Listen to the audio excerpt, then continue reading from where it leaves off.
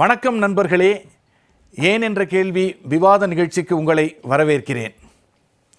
அரசியல் களம் சூடுபிடித்திருக்கும் இந்த வேளையில் முதலமைச்சராக பொறுப்பேற்ற பின் முதல் முறையாக கரூருக்கு சென்றிருக்கிறார் முதல்வர் விஜய் அவர்கள். கரூரிலே அவர் இன்று பேசிய பேச்சு அனல் பறக்கும் பேச்சு, ஆரவாரமான பேச்சு, கைத்தட்டல்களுக்கிடையே மிக அழகாக நிறைய பேச்சு பேசினார். பஞ்ச் டைலாக்ஸ் நிறைய பேசியிருக்காரு. எஸ்ஓபினா அது ஸ்டான்லி ஆப்ரேட்டிங் ப்ரொசீஜர்னாரு. ப்ளஸ் இது ஓடு ஓடு ஓடுன்னு வேட்டைக்காரன் படத்துலேருந்து செந்தில் பாலாஜிக்காக ஒரு பாட்டு ஒன்று பாடினார். கொஞ்சம் பேசினதுக்கே கொளத்தூரில் கொத்து பரோட்டா போட்டாச்சு அப்படின்னாரு. இப்படி பலவிதமான பேச்சுக்களை ஆரவார கைத்தட்டல்களுக்கிடையே பேசினார். இவர் பேசும்பொழுது ஒரு வார்த்தையை சொன்னார். கரூரில் நடந்த சம்பவத்திற்கு பின்னால் இருந்தது யார் என்பது எனக்கு தெரியும் என்று ஒரு வார்த்தையை உதிர்த்தார். இன்றைய விவாதத்தின் கருப்பொருளே அதுதான். அவர் சொன்னது வெறும் அரசியல் வார்த்தையா, இல்லை ஏதாவது ஆதாரத்தின் அடிப்படையில் சொன்னாரா? இதுதான் இன்றைய விவாதத்தின் தலைப்பு. கரூர் சம்பவம் யார் சொல்லி நடந்தது என தெரியும். முதல்வரின் குற்றச்சாட்டு ஆதாரமா, அரசியலா? இதை பற்றி விவாதிப்பதற்காக நம் அரங்கிற்கு காங்கிரஸில் இருந்து திரு பொன் கிருஷ்ணமூர்த்தி அவர்களும் போட்டித் தேர்வு வழிகாட்டி திரு நடராஜன் அவர்களும் நம்முடைய அரங்கிற்கு வந்திருக்கிறார்கள்.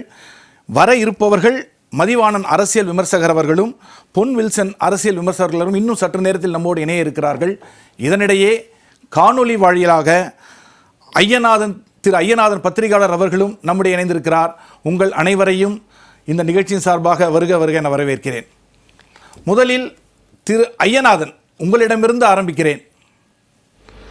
கரூர் சம்பவம் யார் சொல்லி நடந்தது என தெரியும் என்ற முதல்வரின் குற்றச்சாட்டு ஆதாரமா, வெறும் அரசியலா?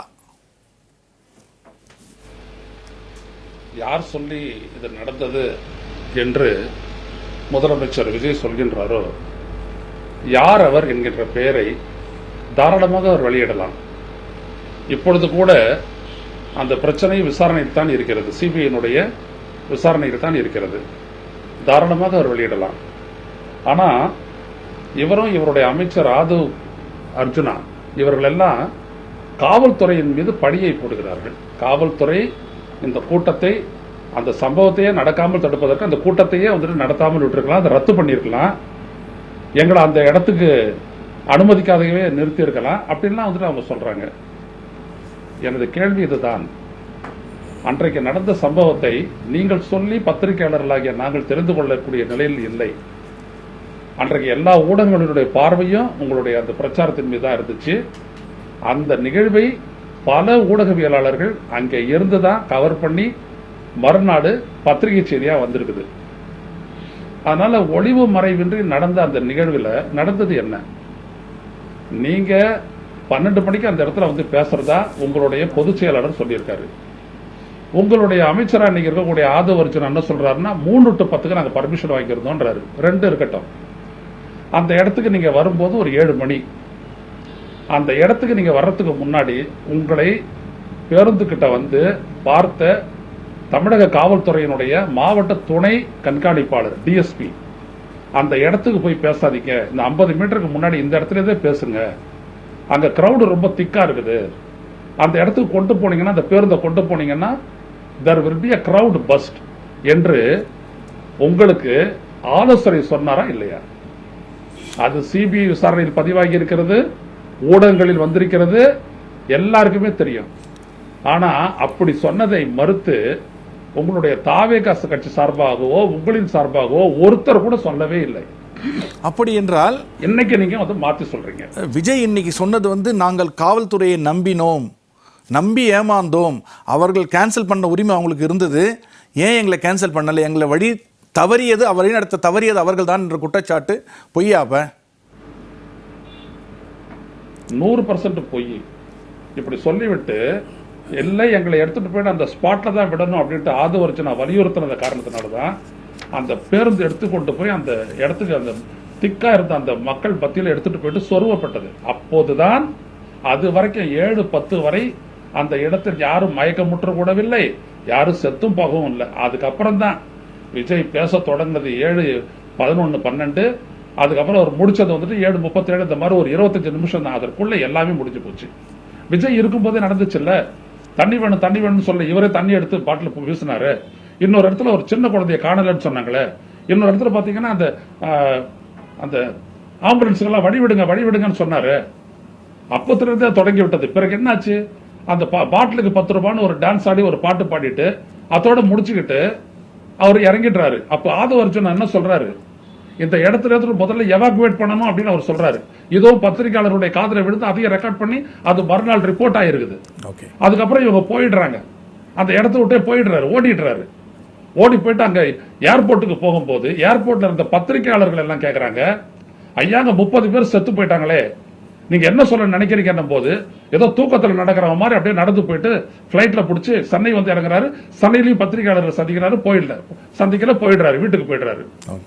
ஆனா அந்த வீட்டுக்கு இவர் போன உடனே அவர் வீட்டுக்கு வந்து பாதுகாப்பு அளிக்கப்பட்டது தமிழ்நாடு காவல்துறையால. அதுவும் நடந்துச்சு. அதுக்கப்புறம் 2 நாள் கழிச்சு அவர் வந்து பேசும்போது கூட இந்த மாதிரி எங்களை காப்பாத்தி இருக்கலாம், போலீஸ் தடுத்து இருக்கலாம், இது நடந்திருக்கா அப்படின்னு அப்ப சொல்லவே இல்லை. அவர் யாரும் தடுக்கவே இல்லை. அப்ப தாராளமா பேசியிருக்கலாமே, பேசவே இல்லை. முழுக்க நீங்க பாத்தீங்கன்னா அந்த சம்பவம் தொடர்பாக அவர் சொன்னது அனைத்தும் உண்மைக்கு புறம்பானவை. இன்னொரு விஷயத்த சொல்றேன், அது ரொம்ப முக்கியம். உண்மைக்கு புறம்பானவை. இன்னொன்னு சொல்றேன், அன்னைக்கு நாமக்கல் கூட்டத்துக்கு வந்து இவர் எத்தனை மணிக்கு டைமிங் கொடுத்திருந்தாங்க, காத்தால 8:45. ஆனா இவர் 8:45க்கு தான் இங்க பிளைட், அவருக்கு தனித்த விமானம், அவர் எப்ப வேணாலும் போலாம். அந்த 8:45 விமானத்தை பிடிச்சுதான் அவர் போறாரு. அதுக்கப்புறம் அங்கேருந்து ஒரு 1.5 மணி நேரம் தான். 10 மணிக்கு திருச்சிக்கு போனவர் அங்கேருந்து 1.5 மணி நேரத்தில் தாராளமாக நாமக்கல் போயிருக்கலாம், அப்பவே பேசியிருக்கலாம். ஆனால் நாமக்கல்லில் இவர் பேசும்போது மதியம் மணி 2:45. அது வரைக்கும் அந்த கூடியிருந்தவர்கள் எல்லாம் 6 மணிலேருந்து கூடியிருந்ததா சொல்றாங்க. அவங்க தண்ணி குடிச்சாங்களா, சாப்பிட்டாங்களா? ஏன்னா அங்க இருக்கக்கூடிய ஹோட்டல் உள்ளிட்ட எல்லா வர்த்தக நிறுவனங்களும் மூடப்பட்டு விட்டன. ஒரு நிமிஷம், இப்படிப்பட்ட ஒரு சூழல் தான். சரி, அங்க 2:45 3:15 வரைக்கும் முடிச்சாரு. கிருஷ்ணமூர்த்தி என்ன சொல்றாரு, அங்கேருந்து 3:15 முடிச்சு கரூருக்கு வரதுக்கு எவ்வளவு நேரம் ஆகும்? எவ்வளவு நேரம் ஆகும்? அது முடிச்சிடறேன் நான் எல்லாம். எவ்வளவு நேரம் ஆகும்? அதிகபட்சம் போச்சுன்னா ஒரு 1 மணி நேரம். ஆனா 7க்கு வராரு இவரு.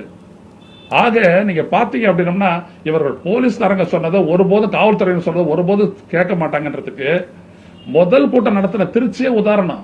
ரோட் ஷோ நடத்தாதீங்கன்னு நடத்தினாங்க. அங்க 10 மணிக்கு கொடுத்தாங்க, அங்கேயே 2:30 மணிக்கு தான் போய் பேசினார் இவரு. ஆக இவங்க இதை பண்ணிட்டு இப்படி ஒரு நிகழ்வு நடந்துட்ட உடனே அப்படியே அந்த பிளேம் வேற ஒருத்தர் மேல மாட்ட பாக்குறாங்க. அதுக்கு ஒரு கதையெல்லாம் சொல்றாரு. விஜய் அவர்களே, பத்திரிகையாளர்கள் வந்துட்டு நீங்க சொல்லக்கூடிய கதை, போலீஸ் சொல்றதெல்லாம் பத்தி நாங்க இல்ல, எங்களுடைய ரிப்போர்ட்டிங் அங்க இருந்துச்சு, அதை வச்சுதான் நாங்க சொல்றோம். ஒரு நிமிஷம், அந்த மொற்ற சம்பவத்துக்கு காரணம் நீங்க தான். அவரோட கிரௌட சேர்த்தது நீங்க தான். அந்த இடத்துல பேருந்தை எடுத்து வந்துட்டு சொருவனது நீங்க தான். அதனால ஏற்பட்ட நெரிசல் தான் இவ்வளவு பெரிய மரணங்களுக்கு காரணம். திரு கிருஷ்ணமூர்த்தி சார், ஐயநாதனுடைய ஸ்பீச் முழுக்க முழுக்க விஜய் தான் காரணம், அவர் காவல்துறையின் மீது வைக்கிற அபாண்டமான குற்றச்சாட்டுங்கிறார். தேர்தல் நேரத்தில்ங்க மக்கள் செல்வாக்குள்ளவர்கள் தேர்தல் அந்த குறிப்பிட்ட நேரத்திற்கு அந்த நிகழ்ச்சியிலே கலந்து கொள்ள முடியாமல் போவது என்பது வழக்கமான ஒன்று தான். இது மரியாதைக்குரிய என் அன்பு சகோதரர் ஐயநாதனுக்கு தெரியாததல்ல. எனக்கு நன்றாக ஞாபகம் இருக்கிறது, எங்கள் பகுதியிலே புரட்சித் தலைவர் எம்ஜிஆர் அவர்கள் ஒரு கூட்டத்திற்கு, அப்போதெல்லாம் வந்து சேஷன் வந்ததுக்கப்புறம் தான் 10 மணிக்கு மேலே மீட்டிங் நடத்தக்கூடாதுன்ற ஒரு நிலைப்பாடு வந்தது. அதுக்கு முன்னால் விடிய கூட்டம் நடக்கும். அவர் தான் வந்து பல கட்டுப்பாடுகளை விதித்தார். அதில் ஒரு கட்டுப்பாடு அது 10 மணிக்குள் புரட்சித் தலைவர் எம்ஜிஆர் அந்த கூட்டத்தில் வந்து கலந்து கொள்வார் என்று அறிவிக்கப்பட்டிருந்த நேரத்தில் விடிய காலை 3 மணிக்கோ 4 மணிக்கோ தான் வந்து சேர்ந்தார். அப்பொழுதும் கூட்டம் கலையவில்லை.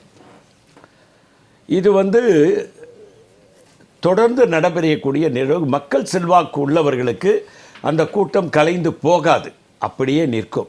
ஆனால் தாமதத்திற்கான பொறுப்பை அவர்கள் ஏற்க வேண்டும் இல்லையா, காவல்துறை மீது பழி போடுவதற்கு பதிலாக? அதுதான் ஐயநாதன் சொல்ற கேள்வி.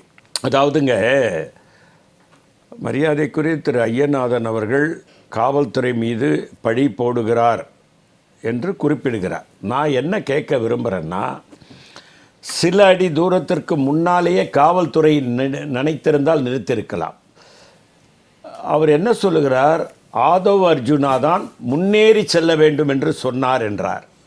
என்னுடைய ஒரு கேள்வி என்னவென்று சொன்னால், அங்கே அடர்த்தியாக கூட்டம் இருக்கிறது, அனுமதிக்க மாட்டேன், அனுமதிக்க முடியாது என்று சொல்வதற்கு காவல்துறைக்கு அதிகாரம் இருக்கிறது, இல்லை என்று மறுக்க முடியாது. மிகப்பெரிய தலைவர்களை எல்லாம் காவல்துறை அதே இடத்தில் நீங்கள் இருந்தால்தான் நல்லது. இப்போ ஒன்றும் இல்லைங்க, இப்போ இவரே முதலமைச்சராக திரு விஜய் இருக்கிறார், இதற்கு முன்னால் திரு ஸ்டாலின் இருந்தார், இதற்கு முன்னால் அம்மையார் ஜெயலலிதா இருந்தாங்க. அவங்கெல்லாம் இறங்கி ரோட்டில் நடந்து போயிட முடியாதுங்க, பாதுகாப்புத்துறை அனுமதிக்க மாட்டாங்க. அவங்க நாங்கள் கூட வந்தால் தாங்க நீங்கள் போனோம், கட் அண்ட் ரைட்டாக சொல்லுவாங்க. அப்போது ஒரு காவல்துறைக்கு அந்த அதிகாரம் இருக்குது, இந்த இடத்து தான் நீ நிற்கணும், இதுக்கு மேலே நீ தாண்டி போக நான் அனுமதிக்க மாட்டேன். அப்படி ஒருவேளை காவல்துறை சொன்னாலும் அவங்க மேலே பழி போடுறோம், காவல்துறை எங்களுக்கு ஒத்துழைப்பே கொடுக்கல, எங்களை வேணுமென்றே பழி வாங்கி விட்டார்கள், அப்படியே அந்த பழி காவல்துறை மேலே தானே விழுது. இல்லை சார், திரு விஜய் அவர்களே அந்த கூட்டத்தில் சொல்கிறாரு, என்னை காவல்துறை தான் அவ்வளவு தூரம் அழைத்து வந்தது, இல்லாவிட்டால் நான் அவ்வளவு தூரம் முன்னேறி வந்திருக்க முடியாதுன்னு சொல்கிறார். நன்றியும் தெரிவித்தார் அவங்களுக்கு. அப்போது காவல்துறை மீது அவர் நம்பிக்கை வைத்திருந்தால், ஆனால் தேவைப்பட்ட இடத்தில் நிறுத்த சொல்லியிருந்தால் கண்டிப்பாக நிறுத்தியிருப்பார். நன்றி சொன்னவர் இவர்களுடைய உத்தரவுக்கு பணியாமல் இருந்திருக்க மாட்டார். ஆனால் நீங்கள் அதை தடுத்து நிறுத்தாமல் விட்டுவிட்டீர்கள். எங்களை கேன்சல் கூட செய்ய சொல்லியிருக்கலாம், நாங்கள் கேட்டிருப்போம் என்று சொல்லுகிற கருத்தை நாம் ஏற்றுக்கொள்ளத்தான் ஆக வேண்டும். 41 உயிர்கள் பலி என்பது ஒரு சாதாரணமான விஷயமாக யாரும் ஏற்றுக்கொள்ள முடியாது. உலகத்தில் ஒரு மிகப்பெரிய மோசமான ஒரு கூட்டத்திலே நடந்த ஒரு தவறான முன்னுதாரணமாக அது அமைந்துவிட்டது என்பதை வரலாறு நிச்சயமாக, தமிழக வரலாறு அதை பதிவு செய்து வைத்திருக்கும் என்பதிலே எந்த சந்தேகமும் இல்லை. நம்முடைய இணைந்திருக்கிறார் அரசியல் விமர்சகர் பொன் வில்சன் அவர்கள். சார் வணக்கம். கரூர் சம்பவம் யார் சொல்லி நடந்தது என்பது எனக்கு தெரியும் என்கிறார் முதல்வர். இந்த முதல்வரின் குற்றச்சாட்டு ஆதாரமா இல்லை வேறு அரசியலா? இல்லை, கரூர் சம்பவம் யார் சொல்லி நடந்ததுன்னு தெரிஞ்சால் அவர் உச்சநீதிமன்றத்தில் நீதிபதிக்கிட்டே சொல்லிட்டு இருக்கலாமே, அதுதானே முக்கியம். இப்போ அவருக்கு தெரிஞ்சு நடந்துருக்குதுன்னா அப்போது முதல் குற்றவாளி அவர் தான் வருதில்ல. எனக்கு தெரியும்னு சொன்னால் இவ்வளோ 8-9 மாதங்களுக்காக மறைச்சிருக்காரா, அதுன்னு அர்த்தம் ஆகிடுமா? இல்லை, சிபிஐ விசாரணையில் போய் சொல்லியிருப்பார்ல, அவர் விட்னஸாக போயிருக்காருல்ல. அப்போ அந்த சிபிஐ ஏன் இது வரைக்கும் முடிக்கல? அதுதானே முக்கியம். அப்படின்னு பார்த்தா இது அரசியல், அவ்வளோதான். இப்போ திமுக அவர்களை குற்றம் சாட்டுது, அவர்கள் திமுகவை குற்றம் சாட்டுறது, இது அரசியல், அவ்வளோதான். அதுக்கு மேலே அதில் வேறு ஒன்றும் கிடையாது அப்படின்றது தான். ஆனால் என்ன அப்படின்னா, ஒரு வழக்கு உச்சநீதிமன்றத்தில் நீதிபதி, ஓய்வு பெற்ற நீதிபதி அஜய் ரஸ்தோகி தலைமையில் இருக்கிற விசாரணை குழு, கமிஷன், அவங்க கண்காணிப்பு, சிபிஐ விசாரணை கண்காணிப்பு இவர்கள்கிட்ட கொடுத்து, முழு கண்காணிப்பு கொடுத்து விசாரணை நடக்கும் பொழுது 2 பக்கமும் இந்த மாதிரி குற்றச்சாட்டை சொல்கிறது மிகப்பெரிய தவறு அப்படின்றது தான். இன்னொரு விஷயம் நான் என்ன சொல்கிறேன்னா, இந்த விஷயத்தில் திமுக 2 தவறுகள் செய்திருக்கிறாங்க. முதல் தவறு என்ன அப்படின்னா, அந்த செப்டம்பர் 27ஆம் தேதி கரூரில் இந்த சம்பவம் நடந்த பிறகு அது உடனே விசாரணை ஆணையம் வைக்கிறாங்க. அந்த லோக்கல் ஸ்டேஷனில் எஃப்ஐஆர் பதிவு பண்ணுறாங்க. எஃப்ஐஆர் பதிவு பண்ணும்போது அந்த பதிவில் மதியழகன் இருக்கிறாரு, மாவட்ட செயலாளர், அப்புறம் நகர செயலாளர் பொன்ராஜ் இருக்கார், அப்புறம் ஆதவ அர்ஜுனா, பிறகு புசி ஆனந்த் ஏற்பாடு செய்தவர்கள்னு அவங்க மேலே எஃப்ஐஆர்ன்றது முதல் தகவல் அறிக்கை. யார் மேலே சந்தேகம் இருக்குதோ அவங்களாம் விசாரணை வளையத்துக்காக, அவங்க குற்றவாளின்னு கிடையாது, ஒரு குற்றச்சாட்டு அவங்க மேலே இருக்குது, ஒரு சந்தேகத்து இருக்குதுன்னா, அப்போ அந்த இடத்துல யார் ஒரு சம்பவம் நடந்த பிறகு, இப்போ இங்கேயே ஒரு சம்பவம் நடக்குது, சம்பவம் நடந்த பிறகு நான் காணாமல் போயிடுறேன், நான் எங்கே இருக்கேன், என் பேரும் சேர்த்துருக்கணுமா இல்லையா? அப்போ அந்த இடத்துல விஜய் பேரை சேர்த்துருக்கணுமா இல்லையா? ஒரு பக்கம் விஜய் பேரை முதல் தகவல் அறிக்கையில் கண்டிப்பாக இருந்திருக்கணும். அவர் நம்ம குற்றவாளின்னு சொல்ல, பட் விசாரணை வளையத்துக்குள்ளே இருக்க வேண்டிய இடம் அவர் இருக்கணும். அதே மாதிரி காவல்துறையை பொறுத்த வரைக்கும் கூட அந்த விசாரணை வளையத்துக்குள்ளே வந்திருக்கணும். அனுமதி கொடுத்தது யார்? இப்போ கலெக்டரும் விசாரணை, ஏன்னா எஃப்ஐஆர் பதிவு பண்ணுறது எல்லார் மேலேயும் பதிவு பண்ணணும், அந்த லோக்கல் ஸ்டேஷனில் யார் இன்சார்ஜ். ஸோ இதை தான் அனிதா ராதாகிருஷ்ணன் அன்றைக்கி சொன்னார், அன்றைக்கே கரூர்லேயே லாக் பண்ணியிருக்கணும் விஜய்ன்ட்டு. இல்லை, இது லாக் பண்ணுறதுன்னு கிடையாது. நீங்கள் அவங்கள கொண்டு வரணும், விசாரணை வளையத்துக்குள்ளே கொண்டு வரணும், விசாரிக்கணும். இப்போ இன்றைக்கி சிபிஐ எல்லாரையும் கூப்பிட்டு விசாரிக்குதுல்ல, அன்றைக்கி எஃப்ஐஆர் ஃபைல் பண்ணி தான் நீங்கள் விசாரிக்கணும். அப்போ அந்த விசாரணைக்குள்ளே கொண்டு வந்திருக்கணும். இதை திமுக ஸ்டாலின் அவர்கள் செய்யலை. அது எதுக்காக செய்யலைன்னா அரசியலுக்காக. அதாவது எல்லாரையும் நம்ம கொண்டு வரலாம், ஆனால் விஜய் மட்டும் வேணான்னா விஜய் நம்ம சென்சிட்டிவ், இவர் தொட்டால் ஓட்டு கிடைக்காத போயிருமோ. காவல்துறை அவர் கையில் இருக்குது. ஏன்னா இதில் வந்து காவல்துறை அந்த வேலுசாமிபுரம் வேணும்னே கொடுத்துச்சா, எதற்காக கொடுத்தாங்க, இதெல்லாம் கூட அந்த விசாரணைக்குள்ளே வரணும்ல. அதைத்தான் வந்து அதிமுக சார்பாக என்ன சொன்னாங்கன்னா, 2 பக்கமும் விசாரணை இருக்கணும், ஒரு பக்கம் மட்டும் விசாரணை இருக்கக்கூடாது, 2 பக்கம் இருக்கணும்னு சொன்னது.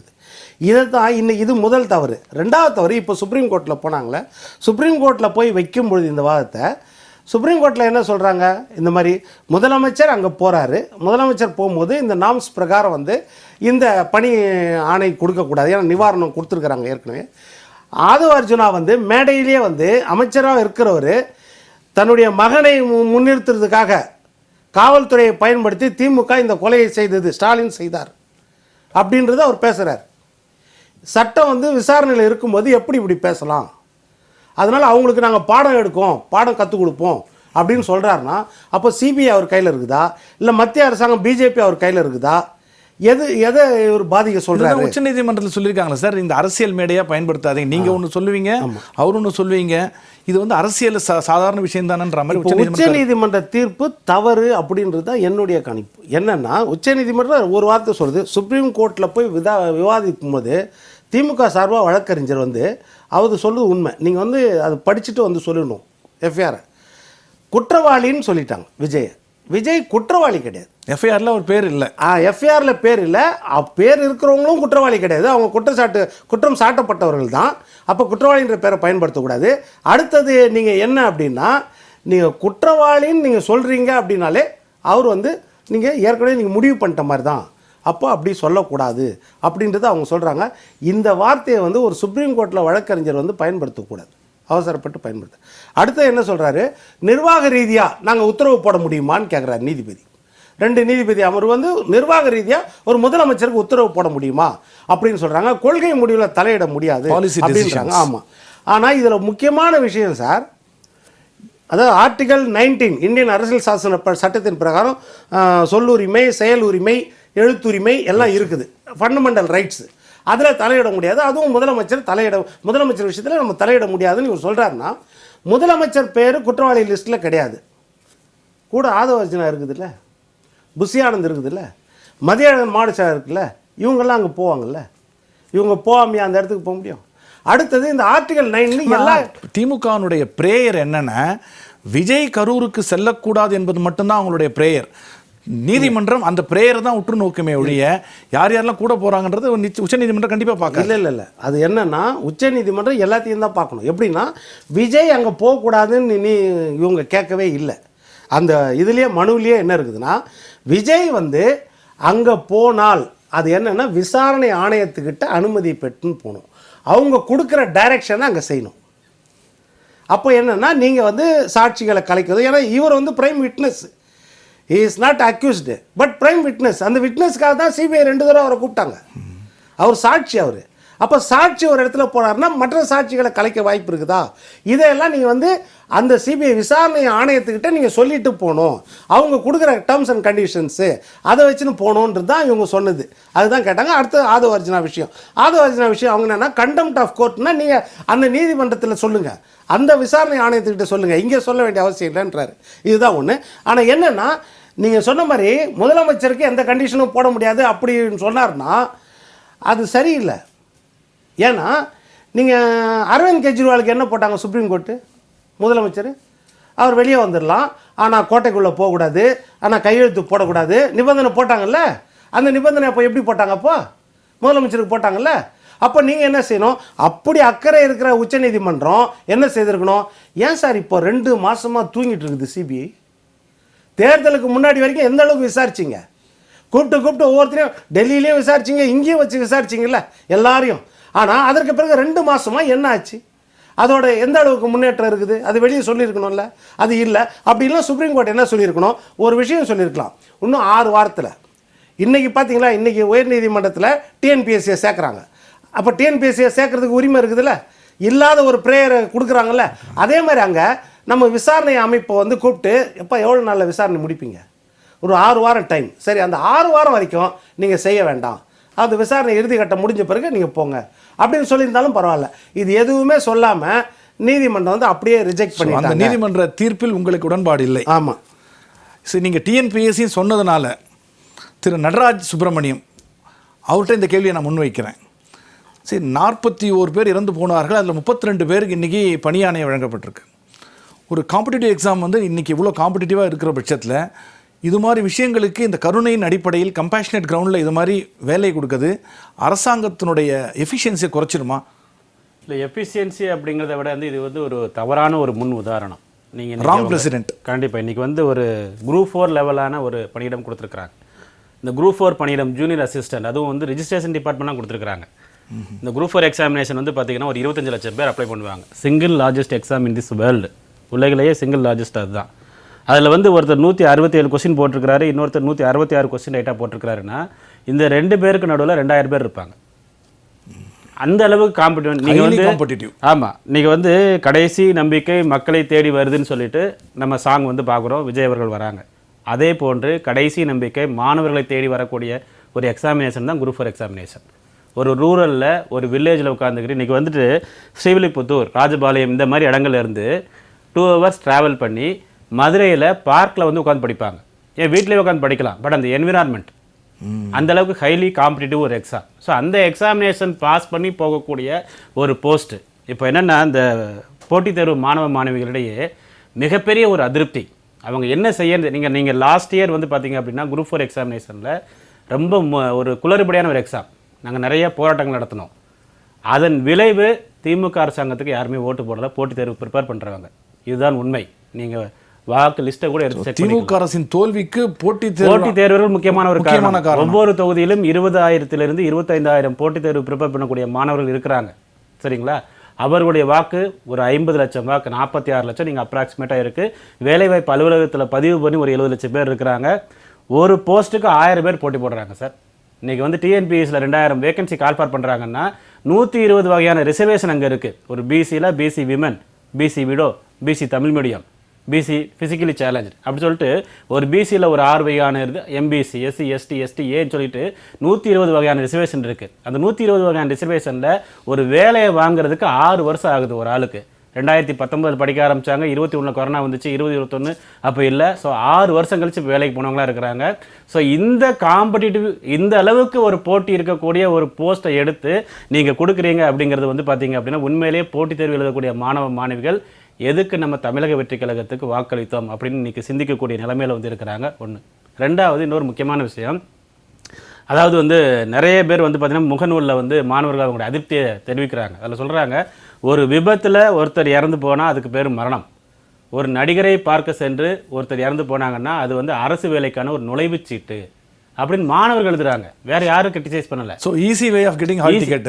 இப்போ நான் என்ன கேட்குறேன், நீங்கள் வந்து இந்த கேடி பில்லா கில்லாடி ரங்கான்னு ஒரு படம் பார்த்துருப்பீங்க. அதில் வந்து சிவகார்த்திகேயன் வந்து பார்த்தீங்கன்னா அவங்க அப்பா வந்து கடைசி நேரத்தில் என்ன பண்ணுவார், ரயிலில் போய் விழுவார். ஸோ நம்ம ஒரு கம்பேஷனட் கிரவுண்டில் நம்ம பையனுக்கு வேலை கிடச்சிரும். இந்த தவறான ஒரு முன் உதாரணத்தை பயன்படுத்தி வரும் காலங்களில் இதே போன்று நடிகர்கள் அரசியலுக்கு வரும்பொழுது யாராவது இந்த மாதிரி போய் அப்பாவோ அம்மாவோ சரி நம்ம போய் விழுந்துருவோம், நம்ம பையனுக்கு வேலை கிடைக்கும், அந்த மாதிரி ஒரு விஷயத்தை கிரியேட் பண்ணி வச்சுட்டாங்க அப்படின்னா இங்கே மாணவ மாணவிகள், அந்த எக்ஸாம் எழுதக்கூடிய மாணவ மாணவிகள் நிலை என்ன? இன்றைக்கி வந்து எவ்வளவோ ஃபெஸ்டிவல் இருக்குது, ஆனால் தீபாவளியை தான் என்ன பண்ணுறாங்க, பயங்கரமாக செலிப்ரேட் பண்ணுறாங்க. அதே மாதிரி எத்தனையோ எக்ஸாமினேஷன் இருந்தாலும் இந்த குரூப் 4 எக்ஸாமினேஷனை அந்த அளவுக்கு என்ஜாய் பண்ணுவாங்க, பயங்கரமாக வந்து பார்த்திங்கன்னா படிப்பாங்க, சாப்பிட மாட்டாங்க, தூங்க மாட்டாங்க. நீங்கள் வந்து ஒரு 2 மணி நேரம் தான் சார் தூங்குவாங்க. நீங்கள் உண்மையாக சொல்லணும், 2 மணி நேரம் தூங்குவாங்க. எந்தெந்த வழிகளில் மெட்டீரியல் கிடைக்குது, ஸ்கூல் புக்கு 6லேருந்து 12 வரைக்கும் தமிழ் புக்கு, ஹிஸ்ட்ரி, சயின்ஸ், அது இது என்னெல்லாமோ படித்து அங்கே எக்ஸாமினேஷனில் போயிட்டு இந்த கொஸ்டின் ரைட்டாக இந்த கொஸ்டின் தப்பான்னு சொல்லி அந்த அளவுக்கு அவ்வளோ பாஸ் பண்ணி வேலைக்கு போகலான்னு சொல்லி டிஎன்பிஎஸ்சி வாசலில் போய் நிற்கும் பொழுது நீங்கள் வந்து எம்பிசியில் சீட்டு முடிஞ்சு போயிடுச்சுப்பா, நீங்கள் அடுத்த டைம் வாங்க, எஸ்சியில் சீட்டு முடிஞ்சு போயிடுச்சு, நீங்கள் அடுத்த டைம் வாங்க சொல்லி அந்த கவுன்சிலிங் ஹால் வரைக்கும் போய் அங்கே போய் வேலை கிடைக்காம திருப்பி வந்த வழி வந்து பார்த்திங்க அப்படின்னா யாருக்குமே வந்து யாராலையும் அதை உணர முடியாது. ஸோ அதனால் இந்த வேலை நீங்கள் வந்து அது பத்திரப்பதிவுத்துறை கொடுக்குறாங்க, ஊரக வசதித்துறை கொடுக்குறாங்க, அதெல்லாம் வந்து டாப் 200க்குள்ளே வரணும். 2000 போஸ்ட் ஜூனியர்ஸ் டாப் 200க்குள்ளே வரணும். ஓகே. ஸோ அவங்களுக்கு தான் அந்த வேலை கிடைக்கும். நீங்கள் கொடுங்க, நாங்கள் வேணான்னு சொல்லலை. அந்த டிஎன்பிஎஸ்சி பர்வியூக்கு இல்லாத வெளியில் இருக்கக்கூடிய வேலைகள், உதாரணமாக கரூரில் டிஎன்பிஎல் இருக்குது, Tamil Nadu news print paper limited இருக்குது, அண்ட் மாநகராட்சியில் கொடுக்கலாம், லைசன்ஸ் இன்ஸ்பெக்டர் கொடுக்கலாம், நிறைய வேலைகள் இருக்குது. ஆனால் இந்த குரூப் 4 வேலை எடுத்து நீங்கள் கொடுக்கும்பொழுது என்ன அப்படின்னா அந்த கரூர் மாவட்டத்தில் ஒரு 100 போஸ்ட் கால்ஃபார் பண்ணுறாங்க அப்படின்னா ஒட்டுமொத்தமாக 38 மாவட்டங்களில் 3500 போஸ்ட்டு. அப்போ என்ன ஆகும், 41 இங்கேயே குறைஞ்சிருச்சு. அண்ட் கருணை அடிப்படையில் வேலை அப்படிங்கிறது கடந்த 5 வருடங்களில் கருணை அடிப்படையில் வேலை கொடுக்கவே இல்லை அதிகமாக. காரணம் அதில் நிறைய 32 போஸ்ட்ங்கிறது இன்னைக்கு கொடுத்தது ரொம்ப அதிகம் இல்லையா? 1-2 இருந்தா கூட இல்லை நீங்கள் 1-2மே இது இப்போ நீங்கள் கொடுக்கலாம்னாலும் தவறு தான். நீங்கள் வந்து கொடுக்கலாம், நம்ம வேணா சொல்ல, அது அரசாங்கத்தின் கொள்கை முடிவு, அதில் யாரும் தலையிட முடியாது. பட் இதனால் பாதிக்கப்படக்கூடிய மாணவி நீங்கள் ஒரு முறை அவங்க வந்து பார்த்தீங்கன்னா இறந்துட்டாங்க, நம்ம அதில் வந்து எந்த விதமான இது நம்ம சொல்லலை. ஆனால் இங்கே மாணவர்கள் ஒவ்வொரு முறையும் செத்து பிழைக்கிறாங்க ஒரு எக்ஸாமினேஷன் பாஸ் பண்ணுறதுக்கு. ஸோ இது வந்து மிக கடினமான ஒன்று, மாணவிகள் இதை கடந்து செல்வது. திரு ஐயநாதன் அவர்கள் சார், இப்போ நீங்கள் முதல்ல சொன்ன ஒரு விஷயம், குற்றச்சாட்டை தாண்டி திரு நடராஜ் அவர் என்ன சொல்கிறாருன்னா, இது மாதிரி குரூப் 4ல் இத்தனை பேருக்கு 4662 வேகன்சிக்கு 20 லட்சம் பேர் எழுதுகிறாங்க. அப்படிப்பட்ட சூழலில் ஹைலி காம்படிட்டிவ் எக்ஸாமில் ஒரு 32 பேருக்கு அப்படியே சாதாரணமாக தூக்கி கொடுத்துட்டாரு. இது வந்து அந்த ஒரு திமுக ஆட்சி இழந்ததற்கு அது ஒரு காரணங்கிறார். உங்களுடைய பார்வை? இல்லை, திரு நடராஜ சுப்பிரமணியன் அவர்களுடைய உரை வந்துட்டு ரொம்ப விழிப்புணர்வை ஏற்படுத்தக்கூடிய ஒரு உரை. இந்த அரசு ஏற்படுத்த முடிவு எப்படிப்பட்ட ஒரு பாதிப்புகளை, எண்ண ஓட்டங்களை இப்படிப்பட்ட போட்டித் தேர்வுகள் எழுத செல்லக்கூடிய பெண்களுக்கும் ஆண்களுக்கும் ஏற்படுத்தும் அப்படின்றது ரொம்ப குறிப்பிடத்தக்க கவனத்திற்கு எடுத்துக்கொள்ளக்கூடிய ஒரு விடயம். அதற்காக அவருக்கு நான் என்னுடைய ஆழ்ந்த இந்த நன்றியை தெரிவித்துக் கொள்கிறேன். இரண்டாவது, இது என்ன விதமானது கருணையின் அடிப்படையில் அப்படின்றது வந்துட்டு, ஒருத்தர் பாதிக்கப்பட்ட போது ஒரு குடும்பம் நிற்கதியாகுதுன்னா அவங்களுக்கு தேவையான நிதி உதவியை வந்துட்டு அன்றைக்கே தமிழக அரசு அறிவித்து விட்டது, 10 லட்சம் ரூபாய் ஒருத்தருக்கும் அப்படின்ட்டு. ஏன்னா அகால மரணங்கள், பிள்ளைகளை இறந்து விட்டார்கள், பெற்றோரை இறந்தவர், இப்படி இதுக்கெல்லாம் கொடுத்தாச்சு. அதுக்கப்புறம் விஜய் வேற அவருடைய கட்சியின் சார்பாக 20 லட்சமா கொடுத்தாரு. அதுக்கப்புறம் இன்னொரு கட்சி ஒரு 2 லட்சம்லாம் கொடுத்துச்சு. எல்லாம் முடிச்சு போச்சு. இப்ப இவர் ஏன் இந்த வேலை வாய்ப்பு வேலையை கொடுக்குறேன் அப்படின்னு சொல்றாரு அப்படின்னம்னா, இன்னைக்கும் இந்த விசாரணை நடந்து முடியாத ஒரு நிலையில் அவர்களை தனக்கு எதிராக எந்த விதமான குற்றச்சாட்டையும் சொல்லாது இருப்பதற்காக இவர் இந்த வேலை வாய்ப்பை கொடுத்து வாயை அடைக்கின்றார் என்பது எனது நேரடியான குற்றச்சாட்டு. ஏன்னு கேட்டீங்க அப்படின்னா, அந்த இதுக்கு விஜய் காரணம், இந்த சம்பவத்துக்கு விஜய் காரணம் அப்படின்னு கேஸே கிடையாது. கேஸ் வந்துட்டு என்னது, கல்பபிள் ஹோமிசைடு. நீங்கள் மேற்கொண்ட ஒரு செயலால் ஒரு விளைவாக அந்த மரணங்கள் ஏற்படுத்தப்பட்டு விட்டது. அப்படித்தானே உடைய யாரையும் வந்து அப்படி ஏற்பாடு செய்தவர்கள் இதில் எந்த அளவுக்கு அப்படிப்பட்ட ஒரு சம்பவம் நடக்க காரணமானார்கள் என்பதுதான் விசாரணையே. இன்னொன்னு என்ன அப்படின்னா, அங்கே இருக்கக்கூடிய அந்த காவல் அதிகாரியினுடைய ஆலோசனைகளை இவர்கள் திட்டமிட்டு புறக்கணித்தார்கள் என்கின்ற ஒரு செக்ஷனே போடப்பட்டிருக்கிறது. எனவே அப்படிப்பட்ட ஒரு சூழல்ல அங்க நடந்த சம்பவம் என்ன, நீங்க எப்படி அதுல பாதிக்கப்பட்டீங்க அப்படின்ற கேள்வியை தான் வந்துட்டு சிபிஐ கேட்டு பதிவு செய்ய போகுது. அதுல கூட தனக்கு எதிராக யாரும் எதுவும் பேசக்கூடாது அப்படின்றதுக்கான ஒரு இதுதான் இன்றைக்கு விஜய் செய்திருக்கக்கூடிய இந்த வேலை வாய்ப்பை கொடுக்கிறது, வேலையை கொடுக்கிறது விடயம். இது ரொம்ப ரொம்ப தவறு, ரொம்ப ரொம்ப தவறு. இதுக்கெல்லாம் நீங்க போகவே கூடாது. ஆனா இவர் ஏன் அதை செய்யறாரு அப்படின்னா, அவருடைய அரசியல் அது. எவ்வளவுதான் தன்னை காப்பாற்றிக் கொள்ள வேண்டும். விஜய் ஆரம்பத்திலிருந்து தான் சொல்றாரு, என்னை ஓடி ஒளிஞ்சிட்டீங்க அப்படின்னு சொல்றீங்களே, நீங்க ஓடிதான் ஒளிஞ்சு போனீங்க. எந்த ஒரு துயர சம்பவத்திலையும் தனக்கு உற்றார் உறவினர் நண்பர்கள் யாரு பாதிக்கப்பட்டாலும் அந்த இடத்தை விட்டு ஒருத்தர் ஓடி போக மாட்டாங்க. எனது அண்ணன் திரு பொன் கிருஷ்ணமூர்த்தி அவர்களோ, எனது நண்பர் பொன் அவரு வில்சன் அவர்களோ இதை ஒப்புக்கொள்வார்கள் என்று நான் நினைக்கின்றேன். யாரும் ஓடி போக மாட்டான் அந்த இடத்தை விட்டு. அந்த இடத்துல விஜய் இருந்தாலும் எந்த பாதிப்பு ஏற்பட்டிருக்காது. ஏன்னா யாரு விஜய் தான் அதுக்கு காரணம்னு யாரும் சொல்லவே இல்லை. திரு ஸ்டாலின் அவர்களை பார்த்து அன்றைக்கு பத்திரிகையாளர்கள் கேட்டபோது அவர் அப்படியே வெளிப்படையாக சொன்னார், நீங்கள் சொல்வதை ஏற்றுக்கொள்ள மாட்டேன்.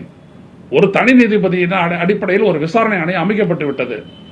இன்னொன்னு எஸ்ஐடி நீதிமன்றம் அமைச்சிருக்குது. அதுல அவங்க வந்து சொல்லுவாங்க, அதற்கு பிறகுதான் சட்டப்படியாக நடவடிக்கை எடுப்போம். நான் உங்களுடைய கருத்துக்களை நான் எடுத்துக்கொள்ள மாட்டேன் அப்படின்னு அப்பவே அவர் சொன்னார், அவர் திட்டவட்டமா. எனவே யாருமே இல்லை. நாங்க கூட வெடிச்ச கோரிக்கை என்னன்னா, விஜய் விசாரணைக்கு அழைக்கப்பட வேண்டும். அது சிபிஐ செஞ்சிருச்சு, அவ்வளவுதான். எனக்கு என்னன்னா, ஏன் சிபிஐ இது நாள் வரையும் குற்றப்பத்திரிகை தாக்கல் செய்யவில்லை? நண்பர் திரு போல் வின்சல் கேட்ட கேள்வி சரியானது. 2 மாசம் 60 நாளுக்குள்ள நீங்க குற்றப்பத்திரிகை தாக்கல் செய்யணும். மேக்ஸிமம் 3 மாசம் நீங்க எடுத்துக்கலாம். ஏன் குற்றப்பத்திரிகை தாக்கல் செய்யல நீங்க? அவர் முதல் குற்றப்பத்திரிகை, 2வது 3வது எல்லாம் உங்களுக்கும் தெரியும். அவர் இன்னொரு கேள்வியை முன்வைத்திருக்கிறார். திமுக ஏன் விஜயை குற்றவாளி லிஸ்ட்ல சேர்க்கல, எஃப்ஐஆர்ல ஏன் அவர் பேரை போடலன்றார். இல்லைங்க, அது தேவை இல்லைங்க. அது அடிப்படையில் என்னன்னா, காவல்துறையை பொறுத்த வரைக்கும் ஒரு விசாரணை நடத்தும் பொழுது குற்றப்பத்திரிகை தான் வந்துட்டு பாத்தீங்கன்னா உள்ளபடியா ஒரு வழக்கிற்கான ஆதாரமே தவிர எஃப்ஐஆர் கிடையாது. எஃப்ஐஆர் அப்படின்றது முதல் தகவல் அறிக்கை. பொன் வில்சன் அவர்கள் தெளிவா சொன்னதா முதல் தகவல் அறிக்கை. அதுல வந்தது கேட்டது வச்சதை வச்சுட்டு அவங்க ஒன்று போட்டுறாங்க the beginning of the case. But the case is to be looked from the angle of charge sheet. அது உங்களுக்கும் தெரியும். சார்ஜ் ஷீட்டை ஃபைல் பண்ண உடனே தான் வழக்கு விசாரணை நடக்க முடியும். எஃப்ஐஆர் வச்சுக்கிட்டுலாம் வழக்கை தீர்மானிக்க முடியாது. இன்னைக்கு இவ்வளவு காலம் இத்தனை முறை விஜயை கூப்பிட்டு அவங்க விசாரணை நடத்திய அந்த சிபிஐ ஒரே ஒரு குற்றப்பத்திரிகை தாக்கல் செய்யட்டும், அப்ப தெரியும் உண்மை என்னன்னுட்டு. ஆனா இந்த விஜய் என்ன பண்ணாரு, ஆட்சிக்கு வந்த சில நாட்களிலேயே அந்த கரூர் சம்பவத்தின் போது அங்கே பணியில் இருந்த 19 காவல்துறை அதிகாரிகள் காவலர்கள் உட்பட அவ்வளவு பேரையும் டிரான்ஸ்பர் பண்ணார் அந்த இடத்த விட்டு. இது என்னது, குற்ற மனசு இல்லையா? அது எதற்கு நீங்க டிரான்ஸ்பர் பண்றீங்க?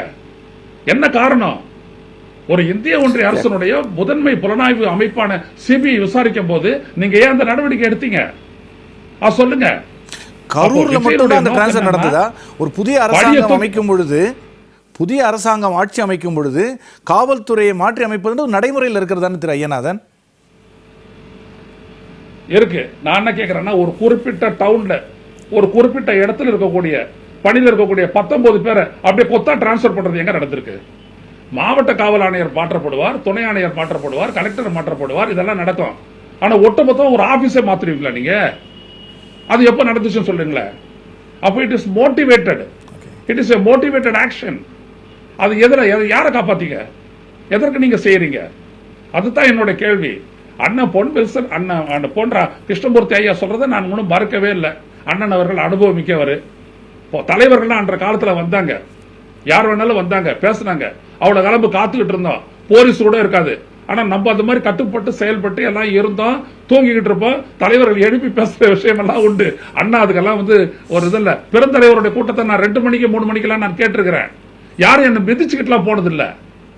அதுவும் பெரும் கூட்டம் தான் இருந்துச்சு. அப்பவே கூட நடக்காது. இது ஒரு ஒழுங்கற்ற ஒரு கூட்டமா எல்லாம் இருக்குது. ஒரு இடத்துல நம்ம பார்த்தோமே.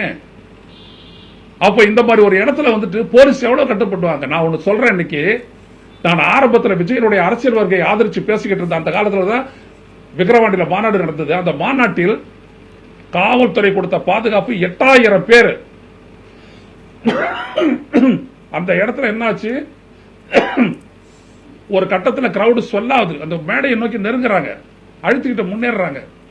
அப்ப அங்க இருக்க காவல் அதிகாரி சொன்னாரு, உடனடியாக உங்க தலைவரை பேசி மாநாட்டை முடிக்க சொல்லுங்க, இல்லாட்டி இங்க ஒரு பெரிய அசம்பாவிதம் நடக்கும், பெரிய உயிர் பலி ஏற்படும். அவரை முதல்ல பேச சொல்லுங்க. மாநாட்டை முடிச்சவொடனே இந்த மக்களை நாங்க வெளியேற்றி ஆகணும் அப்படின்னாங்க. 10,000 சேர் உடஞ்சு போச்சாங்க. அப்படிப்பட்ட இடத்துல தான் 6:40 விஜய் பேசி முடிச்சாரு. இதெல்லாம் மறக்க முடியற காரியம் இல்ல. அன்னைக்கெல்லாம் ஸ்டாலின் இல்லாத நீங்க நடத்திருப்பீங்களா? நீங்க அன்னைக்கு ஸ்டாலின் போலீஸை குறைச்சாரா உங்களுக்கு? இல்ல. இதெல்லாம் இவங்களுடைய உள்ள இருந்த அந்த செய்தி. இது அந்த கட்சிக்காரனே அந்த கிரௌடு சொல்ல அவரை பார்த்துட்டு வெளியில ஓடின விஷயம் நடந்திருக்குது. ஆனா அன்னைக்கு அந்த மாநாட்டில் ஒரு பெரிய அசம்பாவிதம் நடக்காததற்கு காரணம் தமிழக காவல்துறை. ஆனா இந்த விஜய் இன்னைக்கு காவல்துறைக்கு பொறுப்பானவர் சொல்றாரு, இது காவல்துறை தான் செஞ்சுச்சு அப்படின்னு சொல்றாரு. அநியாயமான குற்றச்சாட்டு. இப்ப இருந்து போலீஸ் துறை உங்களுக்கு தான் சொல்லுங்க. போலீஸ் விட்டு ஒரு அறிக்கை விட சொல்லுங்க, இதை செஞ்சது காவல்துறை தான் அப்படின்னு சொல்லுங்க பாப்போம். எல்லா இடத்துலயும் உங்களுக்கு காவல்துறை சப்போர்ட்டாவே நின்று இருக்குது. எந்த இடத்துலயுமே எதுவும் மறுக்கல. அப்படி இருக்க காவல்துறை மீது குற்றம் சாட்டுவது எந்த விதத்தில் நியாயம்? உங்களை காப்பாத்திக்கிறீங்களா? அதை நீங்க வேற விதத்துல காப்பாத்திக்கீங்க. மேல சிபிஐ கிட்ட போய் பேசுங்க. எல்லாம் பண்றீங்கல்ல ஏற்கனவே. கடைசியா நீங்க தான் சிபிஐ விசாரணை முடிச்சுட்டு வரும்போது டாடா காட்டிக்கிட்ட வந்த ஒரே ஆள் நீங்க தான். ஏன்றதை மட்டும் இப்ப விளக்குங்க, அப்புறம் பாத்துக்கலாம். தொடர்ந்து பேசலாம் திரு ஐயநாதன். திரு கிருஷ்ணமூர்த்தி அவர்கள், ஐயநாதன் வச்சிருக்க குற்றச்சாட்டு, இதை தாண்டி நடராஜன் சொன்னது, திரு ஐயநாதன் சொன்னது, இதை தாண்டி இறந்தவர்களுக்காக நினைவு சின்னம் வைக்க போறேங்கிறாரு கரூர்ல. இது முழுக்க அரசியல் மாதிரி இல்லையா? அது இதுதான் அவங்களுடைய கேள்வி. அதாவதுங்க, எல்லாமே அரசியல் தான், இல்லைன்னு நான் சொல்லலை. காரணம் என்னவென்று சொன்னால், மரியாதைக்குரிய மூத்த பத்திரிகையாளர் திரு ஐயநாதன் அவர்கள் குறிப்பிட்டதைப் போல காவல்துறை அவருக்கு ஒத்துழைப்பு அளித்தது என்பதை நானும் ஒப்புக்கொள்கிறேன். இல்லைன்னு நம்ம மறுக்க முடியாது. ஏனென்றால் நீங்களே ஆரம்பத்தில் குறிப்பிட்டீர்கள், என்னை இவ்வளவு தூரம் அழைத்து வந்தது காவல்துறை. நன்றி கூட நான் என்னவென்றால் நன்றி கூட சொன்னார். காரணம், அந்த இடத்தில் லேட்டானது.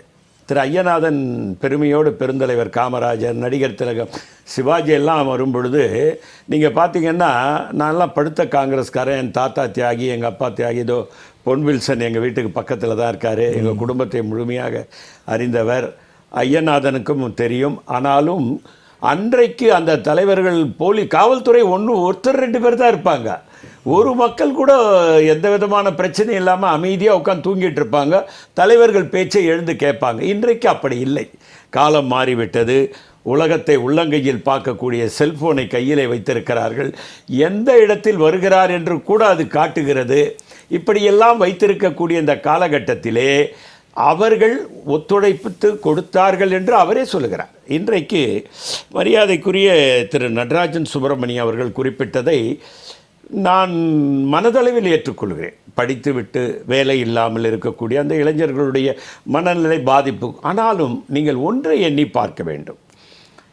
இன்றைக்கு இருக்கக்கூடிய முதலமைச்சர் விஜய் அவர்கள் தான் வந்தபோது ஒரு மரண நிகழ்வு அங்கே நடந்து விட்டது. தான் வந்தபோது அந்த நிகழ்வு நடக்காமல் தடுக்க முடியாமல் போய்விட்டதே.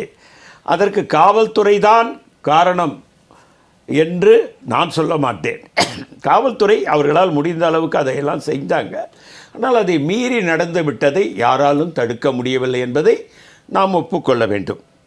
ஆனால் விஜயனுடைய குற்றச்சாட்டு காவல்துறை நம்பி எங்களை ஏமாத்திட்டாங்கன்ற குற்றச்சாட்டு பொதுவெளியில் இன்னைக்கு வச்சிருக்காங்க. அதாவதுங்க, அவர்கள் தடுத்திருக்கலாம், என்னை வரவிடாமல் தடுத்திருக்கலாம், கூட்டத்தை ரத்து செய்திருக்கலாம் என்று கூறுகிறார். அதற்கு அதிகாரம் இருக்கிறது. அந்த அடிப்படையில் ஒரு முதலமைச்சர் தெரிந்துதான் கூறுகிறார். ஆனால் அவர்கள் அழைத்து வந்தவர்கள் கூட்டம் வேண்டாம் என்று இதற்கு முன்னாலே எங்கேயோ ஒரு இடத்துல உங்களுக்கு அந்த இடத்துல வந்தால் சரியாக இருக்காதுன்னு தடுத்திருப்பதாக அவர் குறிப்பிடுகிறார், ஏதோ ஒரு இடத்தை சுட்டிக்காட்டி. ஆகவே இப்படிப்பட்ட பெருங்கூட்டங்கள் கூடுகின்ற இடத்திலே பாதிப்பு ஏற்படுமேயானால், இப்பொழுது திரு ஐயநாதன் அவர்கள் குறிப்பிட்டார்கள், ஒரு அதிகமான கூட்டம் அந்த இடத்திலே திருச்சியிலே, அவரை உடனடியாக பேச சொல்லுங்கள், இல்லாவிட்டால் ஒரு அசம்பாவிதம் நடக்கும் என்று சொன்னவுடன் அவர் பேசி முடித்து விட்டார் என்பதையும் அவர் சொன்னார். ஆகவே சொன்னால் கேட்கக்கூடாதவர் அல்ல, அவர் கேட்கக்கூடியவர் தான். போலீஸுக்கே காவல்துறைக்கே நன்றி சொன்னவர் தான். ஆனால் இன்றைக்கு காவல்துறை எங்களை தடுத்திருக்கலாம் என்று சொல்வதற்கும் அவருக்கு உரிமை இருக்கிறது. ஒன்று. ரெண்டாவது, அந்த 41 பேருக்கு 39 பேருக்கு ஏன் வேலை கொடுத்தார்? 32 பேருக்கு வேலை கொடுக்க வேண்டிய ஒரு கட்டாயம் இருக்கிறது. அவர் சொன்னார், அன்றைக்கு தமிழ்நாடு அரசு 10 லட்சம் ரூபாய் அறிவித்தது என்று சொல்கிறார். ரொம்ப நாம் மரியாதைக்குரிய திரு ஸ்டாலின் அரசாங்கத்தை பாராட்டித்தான் ஆக வேண்டும். உடனடியாக 10 லட்சம் அவர் கொடுத்ததை அடுத்து விஜய் 20 லட்சம் ரூபாய் கொடுத்தார். இப்பொழுது வேலை கொடுத்திருப்பது ஏன்? அவர் ஒரு வரி சொன்னார், அதை எப்போது பின்பற்றுகிறார், அவ்வளவுதான். என்ன வரி என்றால், காலம் முழுவதும், என் வாழ்நாள் முழுவதும் உங்கள் குடும்பத்தோடு நான் இருப்பேன், உங்களுடைய வாழ்விலும் துன்பத்திலும் இன்பத்திலும் நான் உங்களோடு இருப்பேன். அந்த சபதத்தை நிறைவேற்றுவதற்கு ஒரே வழி இந்த வேலை வாய்ப்பு கொடுப்பதுதான். விஜய் என்ற தனிநபருக்கு உண்டா, இல்லை தமிழ்நாட்டின் முதலமைச்சருக்கு உண்டா? யார் அதை பொறுப்பு எடுத்துக்கணும்? தாவேக கட்சி சார்பாக என்ன வேணா பண்ணியிருக்கலாம், தனியார் நிறுவனங்களை வேலை வாங்கி கொடுத்துருக்கலாம். ஒரு 4662 பேர் எழுதக்கூடிய எக்ஸாமுக்கு 20 லட்சம் பேர் எக்ஸாம் எழுதி ட்ரை பண்ணிட்டு இருக்காங்க. அவங்க கிட்ட இருந்து அப்படியே 32 சீட்டை வாங்கி கொத்தா இங்கே கொடுத்துறது எந்த வகையில் நியாயமாகும் சார்? அதை நம்ம பெரும் குற்றமாக கருத முடியாது என்பது என்னுடைய கருத்து. சிறுங்குற்றமாக கருத முடியுமா? சிறும் குற்றமாக கூட கருத முடியாது. ஒரு அரசாங்கத்திற்கு தான் இப்படி செய்ய வேண்டும் என்று என்ன தோன்றுகிறதோ அதை செய்வதற்கு அவர்களுக்கு உரிமை இருக்கு. நியாயம் இருக்கிறதான்றதான் கேள்வி. இல்லை, அதில் நியாயமும் இருப்பதாகத்தான் நான் உறுதியாக நம்புகிறேன். இப்பொழுது நாம் நீங்கள் பார்த்தீங்கன்னா பல நிகழ்வுகளில், ஒரு தடவை கூட பெருந்தலைவர் காமராஜர் முதலமைச்சராக இருக்கும்போது ஒரு பையன் காலேஜில் கெமிஸ்ட்ரிக்கு சீட்டு கேட்குறான். அந்த நேரத்தில் என்ன நடக்குதுன்னா, 22 இடங்கள் தான் இருக்கிறது, ஃபுல்லாகிடுச்சுன்னு சொல்கிறாங்க. உடனே அதிகாரியை கூப்பிட்றாரு, சேர்க்க முடியுமா? அரசாணை இல்லைங்க அப்படிங்கிறாரு. உடனே காமராஜ் என்ன தெரியுமா சொன்னார், மாலை காலேஜ் வந்ததே அதை வச்சு தான். அப்போ 22 பேர் முடிச்சு போச்சு இல்லை, மாலை கல்லூரி ஆரம்பித்து இன்னொரு 21 பேரை சேர்த்து இவனை 22வது ஆளாக சேரு, கெமிஸ்ட்ரிக்கு லேபு வேணும், அவன் கிளாஸில் இருக்கும்போது லேபு காலியாக இருக்கும், இவன் லேபில் இருக்கட்டும், இவன் கிளாஸில் இருக்கும்போது அவன் லேபில் இருக்கட்டும் அப்படின்னு கொண்டு வந்தார். அதுக்கு அதிகாரி அதுக்கு அதிகாரி என்ன தெரியுமா கேட்டார், சார் அதுக்கு அரசாணை வேணும், யோ நான் தாயா முதல்வர், நான் சொன்னது அரசாணை, போயா வேலையை பார்த்துக்கிட்டு போட்டு 22 பேர் சேருன்னு சொன்னார். இதுதான் உதாரணம். அதை தான் விஜய் செஞ்சிருக்கிறார். இல்லை, ஒருத்தருக்கு வாய்ப்பை ஏற்படுத்தி கொடுப்பது என்பது வேறு, ஒரு வரவேண்டிய வாய்ப்பை பறித்து இன்னொருத்தர் கொடுப்பது என்பது நியாயமா? இதை நீங்கள் பறித்தார் என்று நான் சொல்ல மாட்டேன். ஒரு அந்த வருத்தம் அவர்களுக்கு இருப்பதை நான் அதை ஏற்றுக்கொள்கிறேன், உணர்கிறேன். ஆனால் இதை செய்ய வேண்டியது முதலமைச்சருடைய காலத்தின் கட்டாயம் என்பதனால் செய்திருக்கிறார் என்பதை நான் பதிவு செய்ய விரும்புகிறேன்.